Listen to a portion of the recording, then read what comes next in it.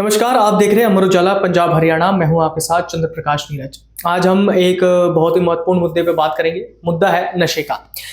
आज के समय में नशे का जो व्यापार है वो धीरे-धीरे बढ़ते जा रहा है और इसको लेकर काफ़ी जो युवा हैं वो उसके गिरफ्त में भी आ रहे हैं। काफ़ी इसके मामले देखने और सुनने को भी मिलते हैं। अभी फ़तेहाबाद में ऐसे ही एक बड़ी खेप नशे की पकड़ी गई है और नशा सप्लाई करने का सबसे बड़ा ये है कि वो नशे भी इस तरह से सप्लाई करते हैं कि बता नहीं सकते। नशा सप्लाई करने के लिए ट्रेन की में जो कार्गो जो उसके जो जाते हैं उसमें छिपा करके उस तरह से नशे की सप्लाई की जाती है। फ़तेहाबाद में भी इसी तरह का मामला सामने आया है। अब ये किस तरह से पकड़ा गया और हरियाणा के जो नारकोटिक्स ब्यूरो है उन्होंने किस तरह से इस पे कार्रवाई की और किस तरह से उनको इसके बाद पता चला, उसके बारे में बात करने के लिए हमारे साथ में हरियाणा ब्यूरो से कुलदीप शुक्ला जी हमारे साथ में है बातचीत करने के लिए। तो उनसे हम जानेंगे। कुलदीप जी, ये जो फ़तेहाबाद में किस जगह पे ये खेप पकड़ी गई और किस तरह से ये ट्रांसपोर्ट करके ला रहे थे वो? देखिए, ये एक नया तरीका उजागर किया हरियाणा की राज्य नारकोटिक्स कंट्रोल ब्यूरो ने, जो नशा तस्करों द्वारा हरियाणा में नशा तस्करी के लिए इस्तेमाल किया जाता था ये तरीका। तो इसमें ये है कि ये मामला आया था प्रकाश में 24 दिसंबर को हरियाणा के एनसीबी ने फ़तेहाबाद के कोई बड़ोपल गांव है, वहाँ पे 2 तस्करों को गिरफ्तार किया था, जिनके पास से 24 किलो गांजा बरामद हुआ था। तो जब पुलिस ने गांजा बरामद किया उसके बाद पुलिस ने इनका रिमांड हासिल किया। रिमांड हासिल करने के बाद जब पुलिस के पूछताछ में ये सामने आया कि इनकी पूरी गैंग है और ये गिरोह किस तरह से हरियाणा में अलग अलग राज्यों से बॉर्डर क्रॉस करा के नशे की खेप पहुंचाती है। तो उसमें सबसे बड़ा पॉइंट जो उजागर हुआ कि ये इनके नशा तस्करी का तरीका इनका ये था कि ये अलग अलग राज्यों से नशा लाते थे और नशे की खेप लाके जो है वो दिल्ली में अलग अलग रेलवे स्टेशनों पे वहाँ पे स्टोर करते थे, वहाँ पे छिपाते थे और उसके बाद वहाँ से जो रेलवे में पार्सल उपयोग किया जाता है, पार्सल ये करते थे लकड़ी के फर्नीचर, और उस फर्नीचर के अंदर जो है ये बुरादे के तौर पे जैसे गांजा हो गया या अन्य तरह के जो भी नशा ये सप्लाई करते थे उसको बुरादे की तरह अंदर भर के उसको हरियाणा में पहुंचा देते थे। फ़तेहाबाद के बड़ोपल गांव की जिससे आपने बात की कि उसमें वहाँ पे सप्लाई पकड़ी गई है, तो अब ये हरियाणा के और किस जिलों तक में ये फैला हुआ था? ये कहाँ-कहाँ पे इस तरह की कार्रवाई की गई है? उसके बारे में बताइए।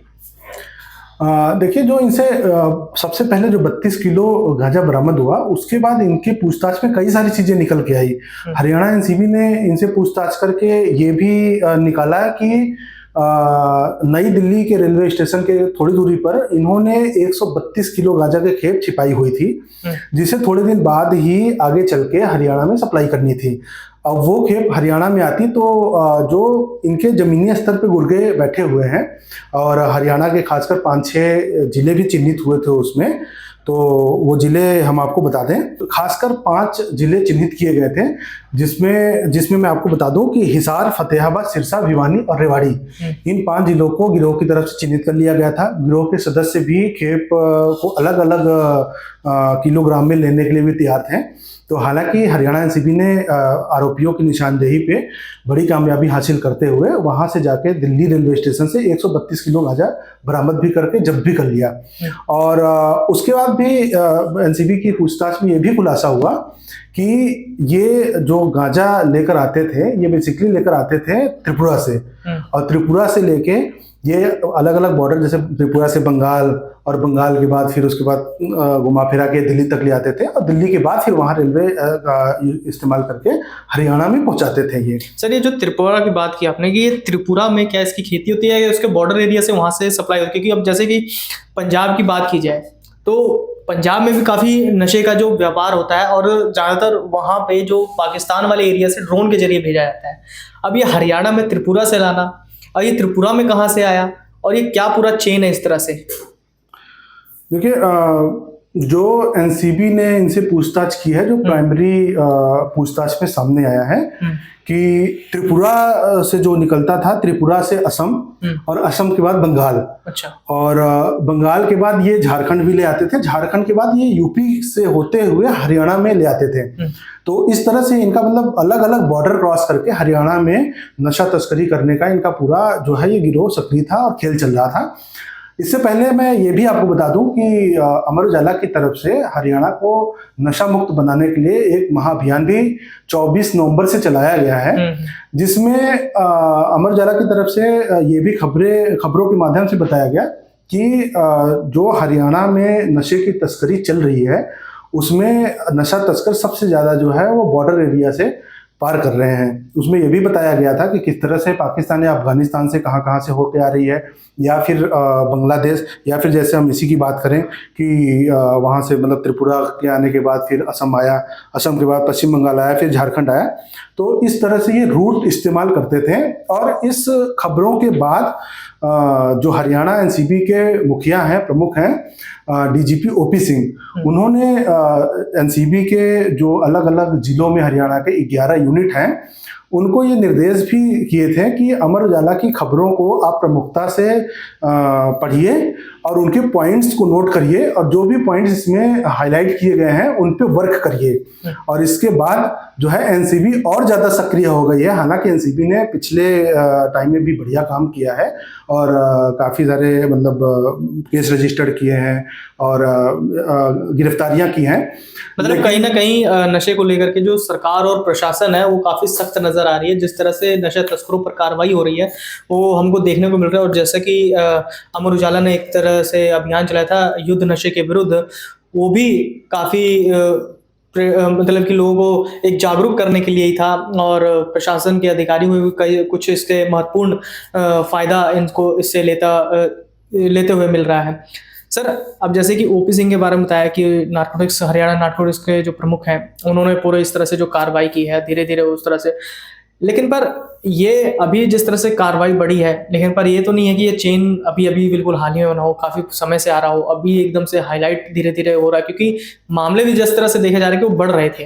और कहीं ना कहीं ये एक तरह से फिर पूरा जो यूथ है उसमें एक तरह से आने के चांस, क्योंकि पंजाब में जिस तरह से एक तो कहा जाता है कि जो नशा है काफ़ी बढ़ रहा है, अब हरियाणा भी एक तरह से धीरे धीरे उसी गिरफ्त में आ रहा था। अब इसको कहीं ना कहीं लगाम लगाया जा रहा है।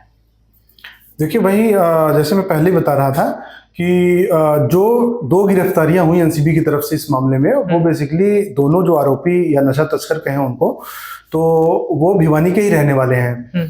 तो उनसे पूछताछ में जो सामने आया, ये एक तरह के सप्लायर हैं दोनों जो नशा तस्कर हैं भिवानी के, लेकिन जो नशा त्रिपुरा से सप्लाई होता था वहां पे जो किंग पिन है वो कोई और है। उसके लिए ओपी सिंह के निर्देशानुसार, जो डीजीपी हैं एनसीबी प्रमुख, उनके निर्देशानुसार एसपी जो है पंखुड़ी कुमार, उनके सुपरविजन में और सिरसा यूनिट ने चूंकि ये सारा खुलासा किया है, सिरसा यूनिट के इंचार्ज हैं तरसेम सिंह जी, तो वो सारी मामले के जो सुपरविजन कर रहे हैं उनके नेतृत्व में टीम त्रिपुरा भी रेड कर रही है लगातार, और जो इस नशे के तस्करी से जुड़ा हुआ किंगपिन है उसे पकड़ने में जुटी हुई है। तो अभी तक के लिए हमने जाना कि किस तरह से प्रशासन जो है पूरी सख्त दिखाई दे रही है इस नशे के रोकथाम के लिए, और जिस तरह से निर्देश ओपी सिंह अपने जो लोगों को दे रहे हैं, अधिकारियों को दे रहे हैं कि किस तरह से इसको कम किया जाए और इसको पूरी तरह से जड़ से ख़त्म ही किया जाए। अभी हमने जाना है कि जिस तरह से बॉर्डर एरिया से हरियाणा में ये नशे की खेप पहुंच रही है और जिस तरह से ये काफ़ी गंभीर मुद्दा भी है कि अभी जो नशे का जो व्यापार है वो बढ़ रहा है। हालांकि प्रशासन भी कहीं इसके पीछे नहीं दिखाई दे रही है, वो भी पूरी अपनी मुस्तैदी से इसका पूरा भंडाफोड़ करने और लोगों को पकड़ने में काफ़ी प्रमुखता से अपना काम कर रही है।